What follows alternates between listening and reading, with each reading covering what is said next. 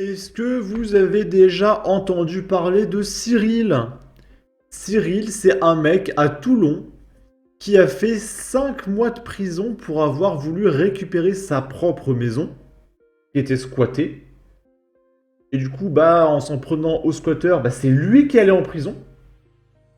Pendant qu'il était en prison, il a payé le loyer pour son squatter, et le squatter lui est resté à la maison, hein. Et là, Cyril sort de prison. Du coup, il a pas travaillé, donc il a plus de thunes, il a plus de logement, il doit payer le logement pour le squatter, et sa maison se fait pourrir, il y a des images de sa maison. Voilà, et pour avoir voulu sauver sa maison, il a fait 5 mois de prison, ok. Mais le mec est allé jusqu'à défoncer le carrelage, les bouteilles et tout. Enfin, moi, imaginons, je suis un squatter. Je vole une maison. J'entretiens la maison, j'ai pas envie de vivre dans un dépotoir. Donc pourquoi les squatteurs, systématiquement, ils changent la maison en un dépotoir? Ça arrive des squatteurs propres qui n'ont pas envie de vivre par terre. Qu'est-ce qu'il a fait au matelas? Là, c'est du vandalisme à ce niveau-là. On va regarder ça. C'est un truc de fou! Acheté 200 000 euros en 2012, la maison squattée de Cyril va être vendue 40 000 euros aux enchères. Il a perdu 160 000 euros, les copains.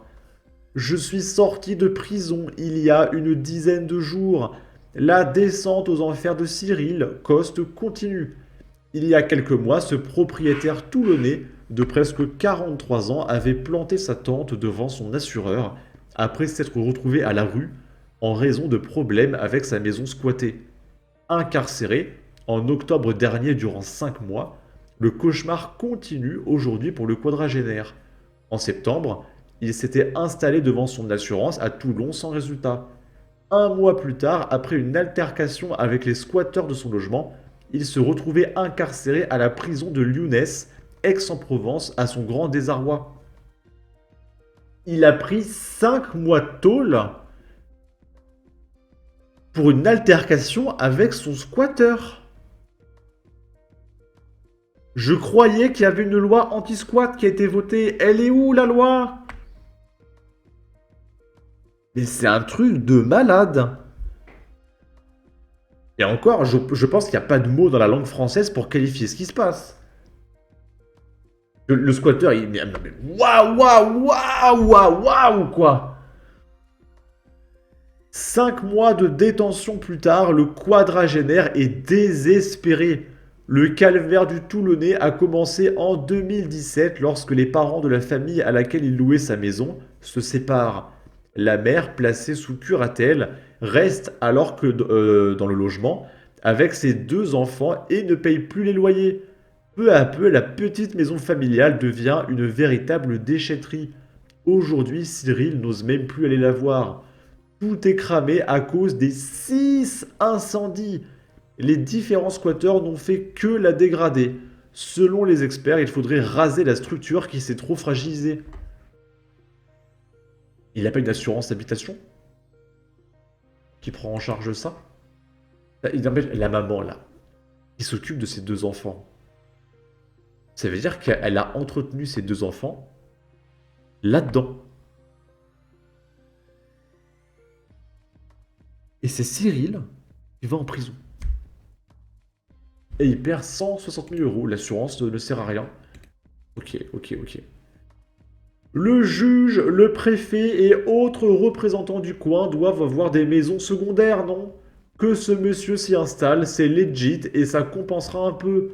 Justice pourrie pour incarcérer un homme dans son droit. On en trouve... là, pour le coup, on trouve des places en prison. Nos lois et notre justice ne protègent plus les personnes honnêtes. En revanche, les individus qui nuisent à la société et aux propriétaires sont libres de les enfreindre. C'est révoltant. Parce que je vous rappelle quand même qu'il y a des mecs pour meurtre qui sont relâchés, hein, avec un bracelet électronique. Alors là, pour le coup, putain, Cyril, il est français, 5 mois ferme, hein, direct, hein, pour avoir voulu récupérer son domicile. C'est clair pour tout le monde maintenant. Le français qui veut se défendre, c'est direct la prison. Les racailles, c'est open bar. Et après, il hurle que l'extrême droite est aux portes du pouvoir. Mais vivement que l'on y soit. Ce n'est plus supportable. C'est ce que vous appelez la justice, Éric Dupond-Moretti.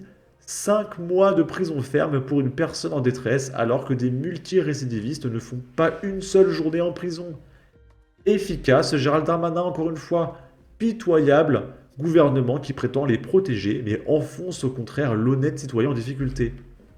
Le gouvernement annonce sa réforme de procédure d'évacuation forcée en cas de squat de domicile pour mieux protéger les propriétaires. Nous sommes pleinement déterminés à mettre fin aux occupations illicites qui les privent de leur résidence. C'était le 22 juin 2021. Janvier. 22 janvier 2021. Allô? Si la terre. C'est honteux, injuste et dégueulasse d'envoyer le propriétaire en prison. On marche sur la tête avec cette justice qui protège les racailles. De toute façon, ce qu'il faut faire dans ces cas-là, c'est payer un mec pour qu'il fasse le boulot à votre place. Comme ça, vous n'irez pas en prison. Mais là, waouh. Je suis effondré de lire ça. Ici. Alors vous le savez, le 9-3 à Paris, je suis complètement tombé, d'accord? Et plus personne ne veut bosser là-bas, tout le monde se barre. Et du coup, l'État propose une prime de fidélisation territoriale de 12 000 € pour chaque fonctionnaire qui accepte de travailler dans le 9-3. Donc si tu veux, l'État sait très bien que tout le monde se barre du 9-3. Et la prime de 12 000 € est payée par vos impôts. Pour forcer les Français à venir risquer leur vie dans le 9-3. Et il y en a qui vont évidemment accepter, parce qu'ils n'ont pas d'argent, parce qu'on est quand même un pays extrêmement pauvre. Et du coup, il y en a qui vont venir risquer leur vie pour cette prime payée par vos impôts. Ok. Pas très élevé pour une prime d'expatriation, dit Jean de Villard. On va regarder ça. Je commence à avoir faim. Il est quelle heure? Midi. Prime de fidélisation territoriale désormais à 12 000 € pour certains agents du département de la Seine-Saint-Denis.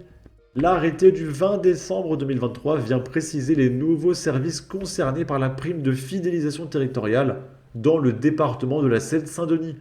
En outre, cet arrêté précise que la prime en question passe de 10 000 à 12 000 €. Donc il y avait déjà une prime, je n'étais pas au courant de la prime, ok. Et donc le décret, non, c'est politique, on s'en fout, ok. Cette prime est versée aux agents publics, civils et militaires qui exercent leurs fonctions dans le ressort du département de la Seine-Saint-Denis et dans un service ou emploi connaissant en matière de fidélisation des ressources humaines, des difficultés de nature à y fragiliser durablement la mise en œuvre et les capacités d'adaptation du service public. À noter toutefois que seuls les fonctionnaires auront droit à ce versement anticipé de la prime. Les contractuels et les agents recrutés sur un contrat de projet ne peuvent percevoir la prime qu'à l'issue d'une période continue de 5 ans de service effectif. Mais c'est impossible de tenir 5 ans dans le 9-3. Le montant de la prime de fidélisation territoriale est désormais fixé à 12 000 €, payé par vos impôts. Cette prime est actuellement versée après 5 années de service calculé à compter du 1er octobre 2020. Le décret intègre dans le champ du bénéfice de la prime de nouveaux services pour tenir compte des difficultés de fidélisation de leurs agents. La prime de fidélisation est versée en 3 fractions. La première, 20% quand l'agent prend ses fonctions au sens de l'article 1er ou au premier trimestre 2024 quand l'agent est déjà en poste au 1er janvier. Ok. Une deuxième de 40% à l'issue de la 3e année de service effectif et une troisième à 40% à l'issue de la 5e année de service effectif. L'arrêté du 20 décembre 2023 précise quels sont les nouveaux services concernés à partir de la rentrée. Services et emplois chargés de mettre en œuvre le service public de l'éducation, donc les profs, services d'inspection du permis de conduire et de la sécurité routière, service public de l'hébergement, du logement, de l'économie, de l'emploi, du travail, service de la police nationale et de la préfecture, administration des douanes et droits indirects. Après, ils savent très bien que la plupart des gens se barrent avant. Ou alors meurent avant. Donc les gens n'auront jamais 80% de leur prime. Alors, ok. On appelle ça une prime de risque. Il nous coûte combien ce département? Tout est dit. et ils en trouveront issus des quotas préférentiels à l'embauche ou à part un supporter écolo fiante insoumise qui se fera démonter en moins de deux. Seule une pépite multiculturelle sera tolérée là-bas. Et les 12 000 euros de primes iront donc directement dans les poches de la diversité. Family business.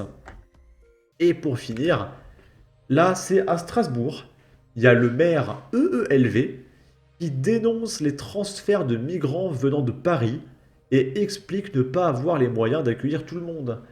Parce que souvenez-vous, en vue des JO 2024, il faut faire le plus vite possible pour cacher toute la misère de la France au monde entier qui arrive dans 3 mois. Et du coup, ils expulsent tous les migrants, tous les SDF, tous les OQTF dans toute la France, majoritairement à Orléans d'ailleurs. Et du coup, à Strasbourg, le maire explique que c'est pas possible. Il n'y a pas de place. Et du coup, les mecs sont tous à la rue, dans des tentes et tout. Mais on va continuer d'en accueillir plein. Il n'y a plus de place, il y a plein de tentes partout, plein de SDF, et on va en prendre encore plus. C'est trop bien.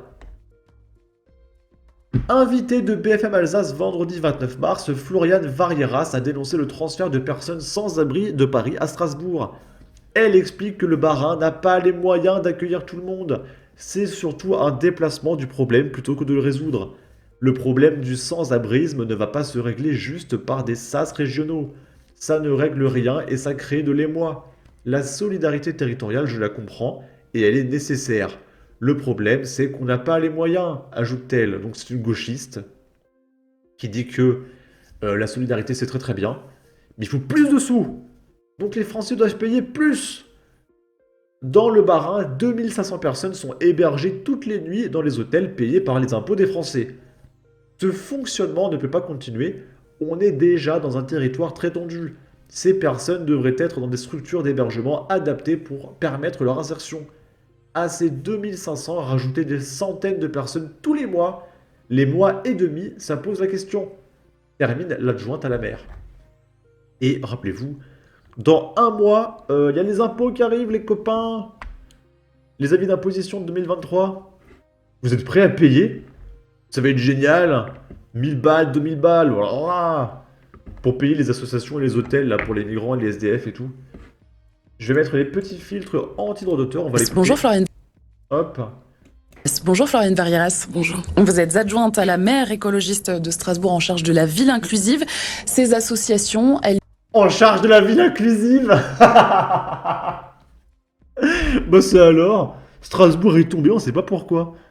dénoncent un nettoyage social de Paris. Est-ce que c'est un avis que vous partagez ? Alors, elle dénonce un nettoyage social, mais c'est surtout un déplacement du problème plutôt que de le résoudre. Le problème du sans-abrisme ne va pas se régler juste par des sas régionaux. Et de toute façon, on le voit, les sas régionaux, ça fait 1 an qu'ils sont en opération. Eh bien, nous, ça fait 1 an que la situation est de pire en pire. Mais la situation est aussi de pire en pire à Paris. On l'a vu, ils ont fait une nuit de la solidarité il y a quelques mois. C'est plus 17% de personnes qui vivent dehors qui a été recensée. Donc finalement, cette solution n'en est pas une, ça ne règle rien et ça a créé de l'émoi, notamment j'ai vu la réaction du maire d'Orléans. C'est la solidarité territoriale, je la comprends et elle est nécessaire.